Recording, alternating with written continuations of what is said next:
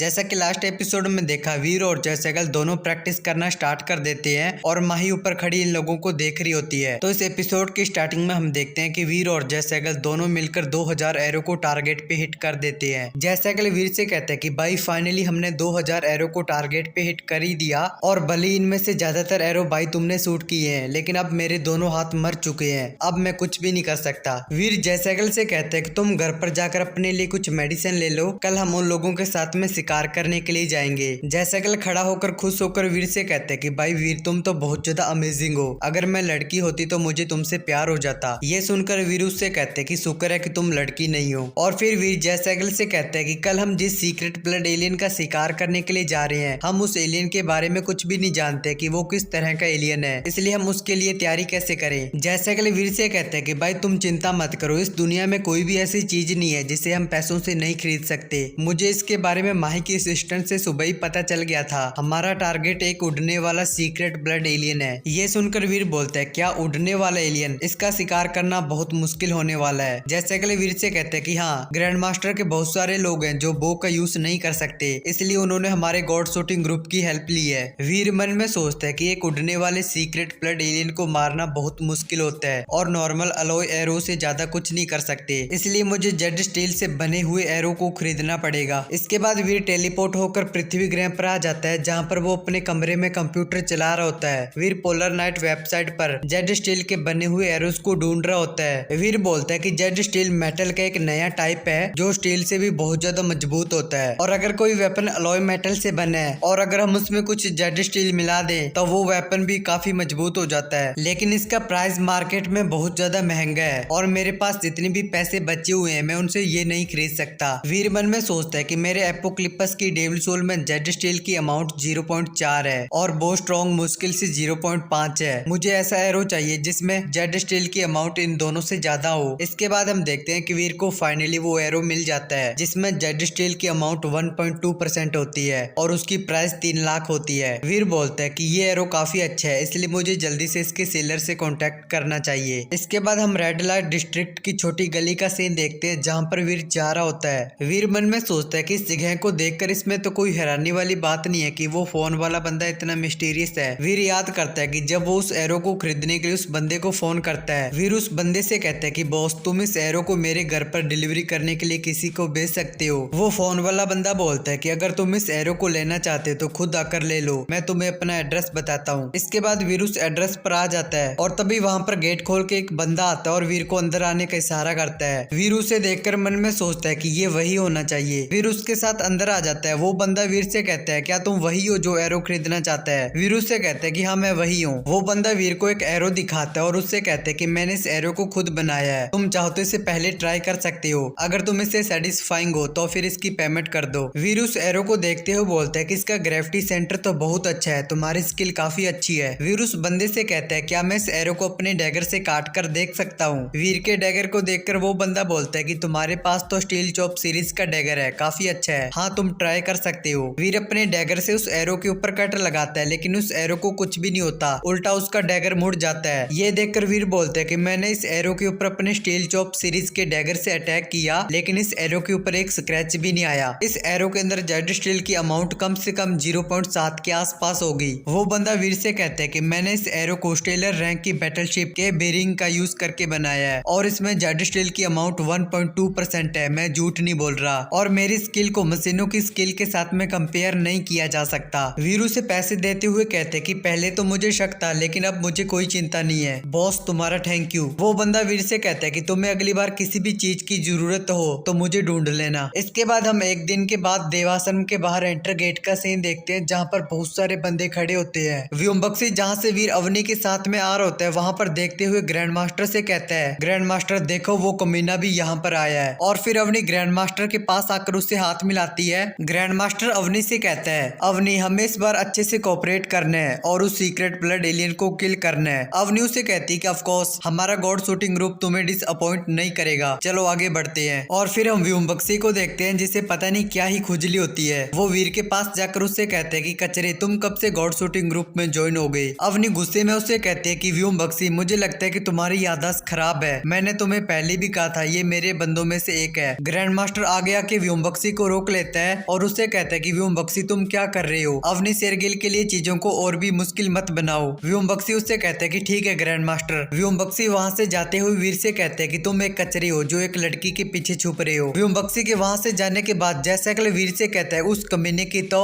वीर उसे कहते हैं कि वो बस भौंकने वाला कुत्ता है, इसलिए उसकी बात का बुरा मत मानो। इसके बाद हम पहाड़ों का सीन देखते हैं जहाँ पर वो पूरा रास्ता चलने के बाद एक जगह पर आ जाते हैं। ग्रैंड मास्टर बोलता है कि ये वही जगह है, फाइनली हम यहाँ पर पहुंच गए। अवनी ग्रैंड मास्टर से कहती है कि मैं कुछ लोगों के साथ नीचे जा रही हूँ उस सीक्रेट ब्लड एलियन का पीछा करने के लिए और तुम लोग प्लान के अकॉर्डिंग आगे बढ़ना। ये सुनकर ग्रैंड मास्टर उससे कहते हैं कि चलो कोई बात नहीं। और फिर ग्रैंड मास्टर माही से कहता है ग्रुप लीडर माही, मैंने इस बार गॉड शूटिंग ग्रुप के लिए एक स्पेशल गिफ्ट तैयार किया है। व्योम बक्सी एक बॉक्स खोलता है जिसके अंदर बहुत सारे एरो रखे होते हैं। ग्रैंड मास्टर कहते हैं कि मैं 1% जेट स्टील के 100 स्टारलाइट एरो लेकर आया हूँ, तुम इसे अपनी टीम के बंदों को दे सकती हो। और वो वीर की तरफ इशारा करते हुए बोलता है कि बस इस कचरे को छोड़कर। इसके बाद ये एपिसोड होता है यहाँ पर एंड।